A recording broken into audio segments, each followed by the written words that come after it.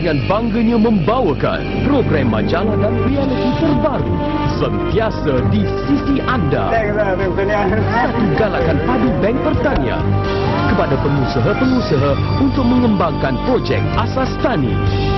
Ikuti perjalanan 12 orang pengusaha yang telah berjaya dalam mengharungi cabaran. Sentiasa di sisi anda, dibawakan khas oleh Bank Pertanian Malaysia.